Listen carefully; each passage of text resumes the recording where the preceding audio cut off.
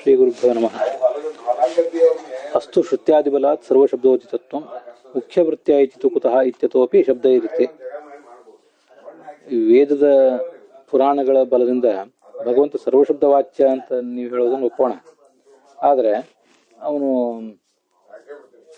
ಮುಖ್ಯ ವೃತ್ತಿಯಿಂದ ಅವನೇ ವಾಚ್ಯ ಅಂತ ಅನ್ನೋದನ್ನ ಯಾಕೆ ನಾವು ಒಪ್ಪಬೇಕು ಅಂತ ಒಂದು ಪ್ರಶ್ನೆ. ಮುಖ್ಯ ವೃತ್ತಿಯಿಂದ ವಾಚ್ಯವಾದದ್ದು ಬೇರೆ ಯಾವುದೋ ಯಜ್ಞವೋ ಕರ್ಮವೋ ಕಾಲವೋ ಇಂಥದ್ದೇನೋ ಆಗಲಿ, ಅವನನ್ನ ಅಮುಖ್ಯ ವೃತ್ತಿಯಿಂದ ವಾಚ್ಯ ಅಂತ ಹೇಳೋಣಲ್ವಾ. ಭಗವಂತನು ವಾಚ್ಯ ಇರಬಹುದು, ಮೂಲತಃ ಆಯಾ ಶಬ್ದಗಳಿಂದ ಆಯಾ ವಸ್ತುಗಳೇ ವಾಚ್ಯ. ಭಗವಂತ ಅಮುಖ್ಯ ವೃತ್ತಿಯಿಂದ ವಾಚ್ಯ ಅಂತ ಯಾಕೆ ಹೇಳ್ಬಾರ್ದು ಅಂತ ಪ್ರಶ್ನೆ ಬಂದರೆ, ಅದಕ್ಕೆ ಶಬ್ದ ಇರುತ್ತೋನಂತ ಗುಣ ಅಂತ ಆ ಶಬ್ದೈಹಿ ಅನ್ನೋ ಮಾತಿನಿಂದಲೇ ಉತ್ತರ ನಾವು ಸ್ವೀಕಾರ ಮಾಡಬೇಕು ಅಂತ ಹೇಳ್ತಾರೆ ರಾಘವೇಂದ್ರ ಸ್ವಾಮಿಗಳು. ಇದು 179ನೇ ಗದ್ಯ ಭಾಗದ ಕೊನೆ ಭಾಗ. ಏಷ ಇಮಂ ಲೋಕಂ ಅಭ್ಯಾರ್ಚತ ಇತ್ಯಾದಿ ರೂಪೈ ಹರೌ ಮಹಾಯೋಗ ವಿದ್ವದ್ರೂಢಿ ಪ್ರದರ್ಶಕೈ ಶ್ರುತ್ಯಾದಿ ರೂಪ ಶಬ್ದೈ ಇತ್ಯರ್ಥಃ. ಈ ಐತರೇಯ ಉಪನಿಷತ್ನಲ್ಲಿ ಏಷ ಇಮಂ ಲೋಕಂ ಅಭ್ಯಾರ್ಚತ್ ಪುರುಷ ರೂಪೇಣ ಏಷ ತಪತಿ ಪ್ರಾಣೋ ವಾವ ತದಭ್ಯಾರ್ಚತ್ ಪ್ರಾಣೋ ಹ್ಯೇಷ ಏಷ ತಪತಿ ಅಂತ ಹೀಗಿದು ಐತರೇಯ ಉಪನಿಷತ್ತಿನ ದ್ವಿತೀಯಾರಣ್ಯಕದ ದ್ವಿತೀಯಾಧ್ಯಾಯದಲ್ಲಿ ಪ್ರಥಮ ಖಂಡ. ಆ ಏಷ ಇಮಂ ಲೋಕಂ ಅಭ್ಯಾರ್ಚತ ಅನ್ನೋ ಮಾತಿಗೆ ಭಗವಂತ ಈ ಜಗತ್ತನ್ನ ಪ್ರವೇಶಿಸಿದ ಅಂತ ಅರ್ಥ. ಅಲ್ಲೇನು ಸರ್ವಶಬ್ದ ವಾಚ್ಯತ್ವದ ಬಗ್ಗೆ ಬಂದಿಲ್ಲ, ಆದರೆ ಅಲ್ಲೇ ಮುಂದೆ ಆ ಭಾಗದಲ್ಲಿ ಅದರ ಕೊನೆಗೆ ಈ ತಾವಾಯೇಚ ಸರ್ವಾ ರುಚಃ ಅನ್ನುವಂಥ ಮಾತು ಅಲ್ಲಿ ಬಂದಿದೆ. ಅದನ್ನು ಹಿಂದಿನ 179ನೇ ಗದ್ಯ ಭಾಗದಲ್ಲಿ ಕೊನೆಗೆ ಒಂದು ಬಾರಿ ಹೇಳಿದ್ದಾರೆ, ಅದನ್ನು ಗಮನಿಸ್ಬೇಕು. ತಾವಾಯಿತ ಸರ್ವಾರುಚಃ ಸರ್ವೇ ಪ್ರಾಣಃ ಪ್ರಾಣ ಏಕೈವ ವ್ಯಾಹೃತಿ ಅಂತ ಹೀಗೆ ಬಂದಿದೆ. ಅದನ್ನು ಗಮನಿಸಿದರೆ ಭಗವಂತ ಎಲ್ಲ ಶಬ್ದಗಳಿಂದಲೂ ಅವನೇ ವಾಚ್ಯ ಅಂತ ಗೊತ್ತಾಗ್ತದೆ. ಏಷೈಮಂ ಲೋಕಂ ಅಭ್ಯಾರ್ಚಿತ ಅನ್ನುವ ಈ ವೇದವಾಕ್ಯದ ಇತ್ಯಾದಿ ಅಂತ ಅದಕ್ಕೆ ರಾಘವೇಂದ್ರ ಸ್ವಾಮಿಗಳು ಹೇಳಿರೋದು. ಏಷೈಮಂ ಲೋಕಂ ಅಭ್ಯಾರ್ಚಿತ ಅನ್ನೋದಕ್ಕೆ ಭಗವಂತ ಪ್ರವೇಶಿಸಿದ ಅಂತ ಅರ್ಥ, ಜಗತ್ತನ್ನು ಪ್ರವೇಶಿಸಿದ ಅಂತ. ಆದರೆ ಅಲ್ಲೇ ಮುಂದೆ ಬರುವಂಥ ಮಾತುಗಳನ್ನು ಗಮನಿಸಿದರೆ ಭಗವಂತ ಸರ್ವಶಬ್ದ ವಾಚ್ಯ ಅಂತ ಗೊತ್ತಾಗ್ತದೆ ಅಂತ ಅರ್ಥ.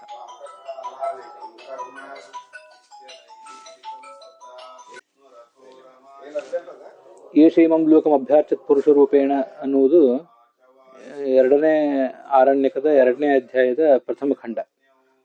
ಮತ್ತೆ ಆ 2ನೇ ಅಧ್ಯಾಯದ 2ನೇ ಆರಣ್ಯಕದ ದ್ವಿತೀಯ ಖಂಡ ಏನಿದೆ, ಆ ದ್ವಿತೀಯ ಖಂಡದ ಕೊನೆಯ ಭಾಗದಲ್ಲಿ ತಾವಾಯಿತ ಸರ್ವಾರ್ಚಃ ಸರ್ವೇ ವೇದಾಃ ಸರ್ವೇ ಘೋಷಾಃ ಏಕೈವ ವ್ಯಾಹೃತಿ ಪ್ರಾಣ ಏವ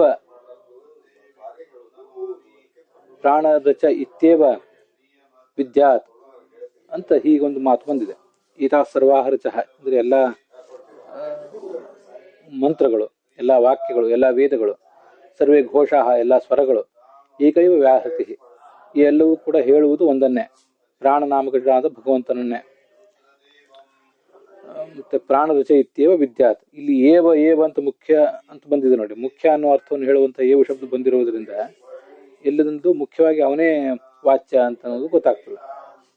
ಇದೆಲ್ಲ ಐತರೇಯ ಉಪನಿಷತ್ನಲ್ಲಿ ಈ ವಿಶ್ವಾಮಿತ್ರ ಬೃಹತಿ ಸಹಸ್ರವನ್ನ ಭಗವಂತನನ್ನು ಕುರಿತು ಪಠಿಸಿದ ಆಗ ಇಂದ್ರನಲ್ಲಿ ಸನ್ನಿಹಿತನಾದ ಭಗವಂತ ಆ ವಿಶ್ವಾಮಿತ್ರನನ್ನ ಮತ್ತೆ ಮತ್ತೆ ಹೇಳುವಂತ ಪ್ರೋತ್ಸಾಹಿಸಿ ಆ ಬೃಹತಿ ಮಂತ್ರ ವಿಶ್ವಾಮಿತ್ರ ಪಠಿಸಿದ್ದೇನಿತ್ತು ಅದನ್ನ ತಾನು ಸ್ವೀಕಾರ ಮಾಡಿದ ಅಂತ ಹೇಳುವ ಪ್ರಸಂಗ ಇದೆ. ಅದು 2ನೇ ಅರಣ್ಯಕದ 2ನೇ ಅಧ್ಯಾಯದ 3ನೇ ಖಂಡ.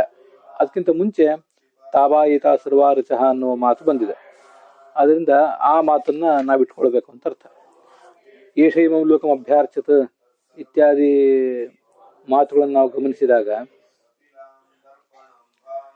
ಅಲ್ಲಿ ಈ ಭಗವಂತನನ್ನ ಆ ಭಾಗದಲ್ಲಿ, ಅದರ ಹಿಂದಿನ ಭಾಗದಲ್ಲಿ ಅವನನ್ನೇ ಭರದ್ವಾಜ ಮತ್ತೆ ಗೌತಮ ಇತ್ಯಾದಿ ಶಬ್ದಗಳಿಂದ ಪ್ರತಿಪಾದನೆ ಮಾಡಿದ್ದಾರೆ. ಏಷ ಏವ ಬಿಭ್ರದ್ವಾಜ ಅಂತ ಹೀಗೆಲ್ಲ. ಆದ್ರಿಂದ ಭರದ್ವಾಜ ಗೌತಮ ಇತ್ಯಾದಿ ಶಬ್ದಗಳಿಂದಲೂ ಮತ್ತೆಲ್ಲ ಶಬ್ದಗಳಿಂದಲೂ ಅವನೇ ಭಗವಂತನೇ ಪ್ರತಿಪಾದ್ಯ ಅನ್ನುವುದು ಈ ಶಾಸ್ತ್ರಗಳ ತಾತ್ಪರ್ಯ ಅಂತ ಗೊತ್ತಾಗ್ತದೆ. ಬರೇ ಏಷ ಇಮಂ ಲೋಕಂ ಅಭ್ಯಾರ್ಚಿತ ಅನ್ನೋದ್ರಿಂದ ಏನು ಗೊತ್ತಾಗೋದಿಲ್ಲ. ಏಷ ಏವ ಬಿಭ್ರದ್ವಾಜಃ ಪ್ರಜಾ ವೈ ವಾಜಾಃ ತಾಹ ಏಷ ಬಿಭರ್ತಿ ಯದ್ ಬಿಭರ್ತಿ ತಸ್ಮಾತ್ ಭರದ್ವಾಜಃ ತಸ್ಮಾತ್ ಭರದ್ವಾಜೇತ್ಯಾಚಕ್ಷತೆ ಏತಮೇವ ಸಂತಂ. ಇವನೇ ಭರದ್ವಾಜ, ಭಗವಂತನೇ. ಯಾಕೆ ಅಂದ್ರೆ ವಾಜ ಅಂದ್ರೆ ಪ್ರಜೆಗಳು, ಆ ಪ್ರಜೆಗಳನ್ನು ಇವನು ಧರಿಸಿರುವುದರಿಂದ ಇವನನ್ನೇ ಭರದ್ವಾಜ ಅಂತ ಹೀಗೆ ಹೇಳಬೇಕು. ಅಯಂ ವೈನ ಸರ್ವೇಷಾಂ ವಸಿಷ್ಠ, ಇವನೇ ವಸಿಷ್ಠ. ಯಹ ನಹ ಸರ್ವೇಷಾಂ ವಸಿಷ್ಠ, ಅವನು ನಮ್ಮಲ್ಲಿ ಎಲ್ಲರಲ್ಲೂ ವಾಸ ಮಾಡಿಕೊಂಡಿದ್ದಾನೆ. ತಸ್ಮಾತ್ ವಸಿಷ್ಠ ತಸ್ಮಾತ್ ವಸಿಷ್ಠ ಇತ್ಯಾಚಕ್ಷತೆ ಏತಮೇವ ಸಂತಂ. ಇದಂ ಸರ್ವಂ ಅಭಿಪ್ರಗಾದ್ಯ ಇದಂ ಕಿಂಚ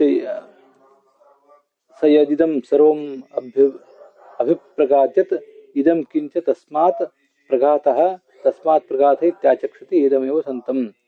ಹೀಗೆ ಅನೇಕ ಶಬ್ದಗಳ ಎಲ್ಲಾ ಶಬ್ದಗಳಲ್ಲದೆ ಹೋದ್ರು ಕೆಲವು ಶಬ್ದಗಳಿಂದ ಭಗವಂತ ಹೇಗೆ ವಾಚ್ಯ ಅನ್ನೋದನ್ನು ಅವ್ರು ತೋರಿಸಿಕೊಟ್ಟಿದ್ದಾರೆ. ಅದರಂತೆ ಇದನ್ನೆಲ್ಲವನ್ನು ತಿಳ್ಕೊಳ್ಬೇಕು ಅಂತ ಅರ್ಥ. ಇದು ಆರಣ್ಯಕದ 2ನೇ ಅಧ್ಯಾಯದ ಆರಂಭದಲ್ಲಿ ಬಂದಿರುವಂಥದ್ದು. ಮೂಲ ಬ್ರಹ್ಮಸೂತ್ರ ಭಾಷ್ಯದಲ್ಲಿ ಸೂತ್ರದ ಅರ್ಥಗಳನ್ನು ಕೂಡ ಗಮನಿಸ್ತಾ ಇದ್ದೀವಿ. ಸೂತ್ರ ಮತ್ತೆ ಯಥಾವಕಾಶ ಭಾಷ್ಯದ ವಾಕ್ಯಗಳನ್ನು ಕೂಡ. ಅದರಲ್ಲಿ ಈಗ 1ನೇ ಅಧ್ಯಾಯದ 4ನೇ ಪಾದದ 5ನೇ ಸೂತ್ರವನ್ನು ನೋಡಬೇಕು. ವದತೀತಿ ಚೇನ್ನ ಪ್ರಾಜ್ಞೋ ಹಿ ಓಂ ಅಂತ ಸೂತ್ರ. ವದತೀತಿ ಚೇನ್ನ ಪ್ರಾಜ್ಞೋ ಎನ್ನುವ ಸೂತ್ರಕ್ಕೆ ಹೀಗೆ ಅರ್ಥ. ಮಾತಃ ಪರಂ ಧ್ರುವಂ ನಿಚಾಯ್ಯ ಅನ್ನುವಂಥ ಮಾತು ಇದು ಇದು ಮಹತ್ತತ್ವವು ಕೂಡ ಜ್ಞೇಯ ಅಂತ ವರ್ಣನೆ ಮಾಡ್ತಿದೆಯಲ್ವಾ. ವದತಿ ಅಂದ್ರೆ ಹೇಳುತ್ತದೆ. ಏನ್ ಹೇಳ್ತದೆ ಅಂದ್ರೆ ಈ ಮಹತಃ ಪರಂ ಧ್ರುವಂ ನಿಚಾಯತಂ ಮೃತ್ಯು ಮುಖಾತ್ ಪ್ರಮುಚ್ಯತೆ ಅಂತ ಕಠೋಪನಿಷತ್ತು ಮಹತ್ತತ್ವಕ್ಕೂ ಜ್ಞೇಯತ್ವವನ್ನು ಹೇಳ್ತದೆ. ಅಂದ್ರೆ ಚೆನ್ನ ಸರಿಯಲ್ಲ, ಹಾಗಲ್ಲ. ಅಲ್ಲಿ ಪ್ರಾಜ್ಞ ಸರ್ವೋತ್ತಮನಾದಂತಹ ವಿಷ್ಣುವನ್ನೇ ಜ್ಞೇಯ ಅಂತ ಅಲ್ಲಿ ವರ್ಣನೆ ಮಾಡಿದ್ದಾರೆ ಅಂತ ಅದರ ಅರ್ಥ. ಅದ್ರ ಮುಂದೆ ಸೋಧ್ವನ ಪಾರಮಾಪ್ನೋತಿ ತದ್ವಿಷ್ಣೋ ಪರಮಂ ಪದಂ ಅಂತ ಇದು 6ನೇ ಪ್ರಕರಣಾತ್ ಅಂತ ಸೂತ್ರ. ಆ ಸೂತ್ರದ ಭಾಷ್ಯದಲ್ಲಿ ಸೋಧ್ವನ ಪಾರಮಾಪ್ನೋತಿ ತದ್ವಿಷ್ಣೋ ಪರಮಂ ಪದಂ ಅಂತ ಇನ್ನೊಂದು ವೇಗದ ವಾಕ್ಯ ಉಚ್ಚಾರ ಮಾಡಿದ್ದಾರೆ. ಅದಕ್ಕಿಂತ ಮುಂಚೆ ವದತೀತಿ ಚೇನ್ನ ಪ್ರಾಜ್ಞೋಹಿ ಅನ್ನುವ ಸೂತ್ರದ ಭಾಷ್ಯದಲ್ಲಿ ಪ್ರಾಜ್ಞ ಪರಮಾತ್ಮ ಹಿ ಅತ್ರ ಉಚ್ಯತೆ, ಪ್ರಾಜ್ಞನಾದ ಪರಮಾತ್ಮನೇ ಅಲ್ಲಿ ವರ್ಣಿತನಾಗಿದ್ದಾನೆ. ಯಾಕೆಂದ್ರೆ ಕಠೋಪನಿಷತ್ತೆ ಆತನನ್ನು ಅಣೋರಣೀಯಾನ್ ಮಹತೋ ಮಹೀಯಾನ್ ಅಂತ ವರ್ಣನೆ ಮಾಡಿದೆ. ಆದ್ರಿಂದ ಅಣೋರಣೀಯನು ಚಿಕ್ಕದಕ್ಕಿಂತಲೂ ಅತ್ಯಂತ ಚಿಕ್ಕವನು, ದೊಡ್ಡದಕ್ಕಿಂತ ಅತ್ಯಂತ ದೊಡ್ಡವನು ಆಗಿರುವುದು ಈ ಪರಮಾತ್ಮ ಮಾತ್ರನೇ. ಆದ್ರಿಂದ ಮಹತ್ ಎಂಬ ಶಬ್ದ ಈ ಮಹತ್ತತ್ವವನ್ನು ಹೇಳುವುದಿಲ್ಲ, ಹೊರತು ಪರಮಾತ್ಮನನ್ನೇ ಹೇಳ್ತದೆ ಅಂತ ಅದರ ತಾತ್ಪರ್ಯ. ಮುಂದೆ ಪ್ರಕರಣಾತ್ ಅನ್ನುವ ಸೂತ್ರ. ಇದೆಲ್ಲ ವಿಷ್ಣುವಿಂದೇ ಪ್ರಕರಣ. ಕಾಟಕೋಪನಿಷತ್ನಲ್ಲಿ ನಾವು ನೋಡ್ತಿರೋ ಈ ಭಾಗಗಳೆಲ್ಲ ವಿಷ್ಣುವಿನ ಮಹಿಮೆಯನ್ನು ಹೇಳುವಂತಹ ಪ್ರಕರಣಗಳಾದ್ರಿಂದ ಇಲ್ಲಿರುವ ಮಹತಃ ಎಂಬ ಶಬ್ದದಿಂದಲೂ ವಿಷ್ಣುವನ್ನೇ ಸ್ವೀಕಾರ ಮಾಡಬೇಕು ಅಂತ ಅದರರ್ಥ. ಯಾಕೆಂದ್ರೆ ಅಲ್ಲಿ ಇದು ಕಠೋಪನಿಷತ್ತು ಹೇಳುವ ಮಾತು 1:3-9 ಕಠೋಪನಿಷತ್ತಿನ ಭಾಗದಲ್ಲಿ ಈ ವಿಷ್ಣುವಿನ ಪರಮಪದವನ್ನ ಪಡ್ಕೋತಾನೆ. ಅಧ್ವನ ಪಾರಮಾಪ್ನೋತಿ, ವಿಷ್ಣುವಿನ ಸ್ವರೂಪವನ್ನು ತಿಳಿಯುವವರು. ಅಧ್ವನ ಪಾರಮಾಪ್ನೋತಿ, ಇದೊಂದು ಮಾರ್ಗ. ಸಂಸಾರ ಅಂತ ಅನ್ನೋದೊಂದು ಮಾರ್ಗ. ಇದು ಈ ಮಾರ್ಗದ ಕೊನೆಯ ಸ್ಥಾನ ನಾವು ಹೋಗಿ ತಲುಪಬೇಕಾದದ್ದು ಆ ಪರಮಾತ್ಮನನ್ನ ಅಂತ. ಸೋಧ್ವನ ಪಾರಮಾಪ್ನೋತಿ ತದ್ವಿಷ್ಣು ಪರಮಂ ಪದಂ ಅಂತ ಅಲ್ಲಿ ವರ್ಣನೆ ಮಾಡಿದ್ದಾರೆ. ತ್ರಯಾಣಾಮೇವ ಚೈವಂ ಉಪನ್ಯಾಸ ಪ್ರಶ್ನಶ್ಚ ಓಂ ಅಂತ ಮತ್ತೊಂದು ಸೂತ್ರ. ಅದು 1ನೇ ಅಧ್ಯಾಯದ 4ನೇ ಪಾದದ 7ನೇ ಸೂತ್ರ. ತ್ರಯಾಣಾಮೇವ ಅಂದ್ರೆ ಪಿತೃಸೋಮನಸ್ಯ ಸ್ವರ್ಗ್ಯಾಗ್ನಿ ಪರಮಾತ್ಮನ ಪ್ರಶ್ನ ಉಪನ್ಯಾಸಶ್ಚ ಅವಿಜ್ಞಾತ ಪ್ರಾರ್ಥನೆ ಪ್ರಶ್ನ ಇತ್ಯ ವಿಧೇಯತೆ ಅಂತ ಸೂತ್ರ ಭಾಷ್ಯದಲ್ಲಿ ಆಚಾರ್ಯ ಹೇಳಿದ್ದಾರೆ. ಕಾಟಕೋಪನಿಷತ್ನಲ್ಲಿ ಈ ನಚಿಕೇತ ಕೇಳಿರುವುದು ಮೂರು ಸಂಗತಿಗಳು ಯಾವುದು ಅಂದ್ರೆ, ಒಂದು ತಂದೆ ನನ್ನ ಜೊತೆಗೆ ಪ್ರೀತಿಯಿಂದ ಇರಬೇಕು, ಮತ್ತೆ ಸ್ವರ್ಗ ಕಾರಣವಾದಂಥ ಯಾವಾಗ ಸ್ವರ್ಗ ಪ್ರಾಪ್ತಿ ಕಾರಣವಾದ ಅಗ್ನಿ ಏನಿದೆ ಆ ಅಗ್ನಿಯಲ್ಲಿರುವ ಪರಮಾತ್ಮ, ಮತ್ತೆ ಮುಕ್ತ ನಿಯಾಮಕನ ಅಂತ ಪರಮಾತ್ಮ. ಈ ಮೂರರ ಕುರಿತಾಗಿ ಅವನ ಜಿಜ್ಞಾಸೆ ಇತ್ತು. ಭಗವಂತ ಆ ಮೂರನ್ನ ವರ್ಣನೆ ಮಾಡಿ, ಈ ಯಮ ಆ ಮೂರನ್ನು ವರ್ಣನೆ ಮಾಡಿದ್ದಾನೆ ಅಂತ ಅದರ ಅರ್ಥ.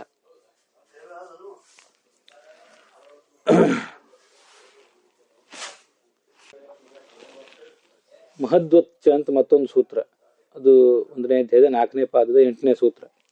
ಯಥಾ ಮಹತ್ ಶಬ್ದ ಮಹತ್ತತ್ವೇ ಪ್ರಸಿದ್ಧೋಪಿ ಪರಮ ಮಹತ್ವಾತ್ ಪರಮಾತ್ಮನೇವ ಮುಖ್ಯ ಏವಂ ಇತರೇಪಿ. ಮಹತ್ ಶಬ್ದ ನಿಮ್ಮ ದೃಷ್ಟಿಯಲ್ಲಿ ಮಹತ್ತತ್ವವನ್ನು ಹೇಳ್ತದೆ ಅಂತ ಅನ್ನೋದು ಪ್ರಸಿದ್ಧ, ಹೌದು, ಇಲ್ಲ ಅಂತಲ್ಲ. ಆದರೆ ಪರಮ ಮುಖ್ಯ ವೃತ್ತಿಯಿಂದ ಅದು ಪರಮಾತ್ಮನನ್ನೇ ಹೇಳ್ತದೆ. ಆದ್ರಿಂದ ಪರಮಾತ್ಮನನ್ನೇ ಈ ಮಹತ್ ಶಬ್ದ ಹೇಳುವಂತೆ ಉಳಿದೆಲ್ಲ ಶಬ್ದಗಳನ್ನು ಮಹತ್ ಶಬ್ದದ ಮಾದರಿಯಲ್ಲಿ ನಾವು ಸ್ವೀಕಾರ ಮಾಡಬೇಕು ಅಂತ ಅರ್ಥ.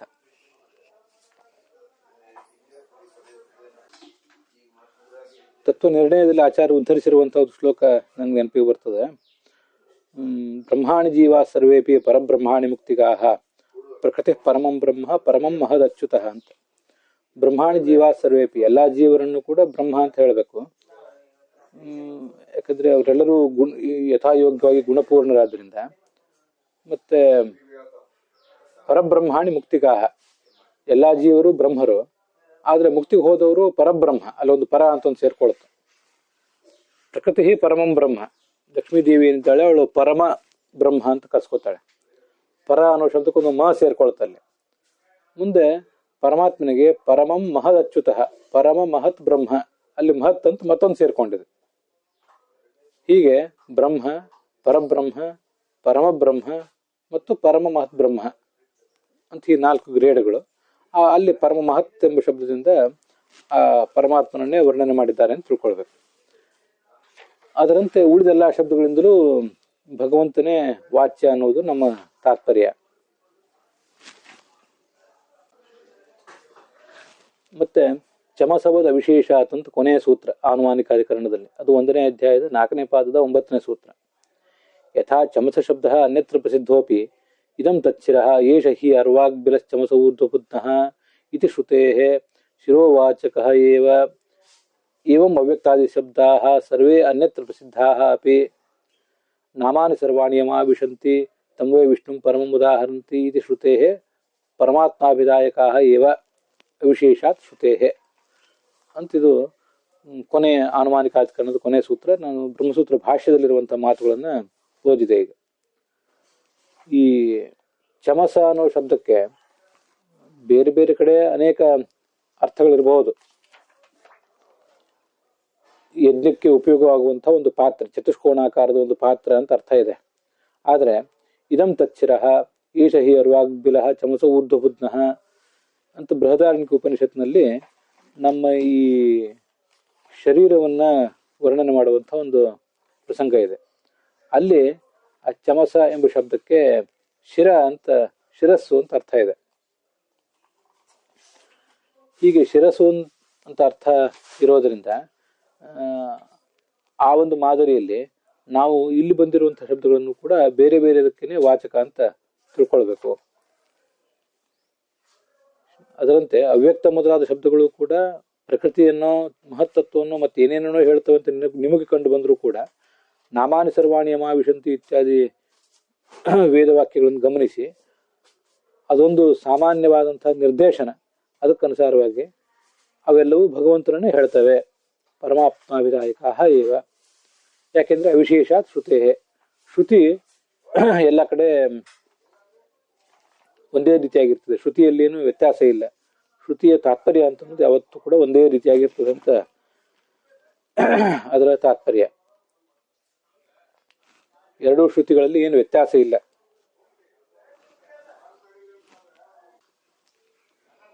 ಹೀಗೆ ಶ್ರುತಿಗಳಲ್ಲಿ ಯಾವತ್ತು ಸಮಾನತೆ ಇರ್ತದೆ, ಏಕಾಭಿಪ್ರಾಯ ಇರ್ತದೆ.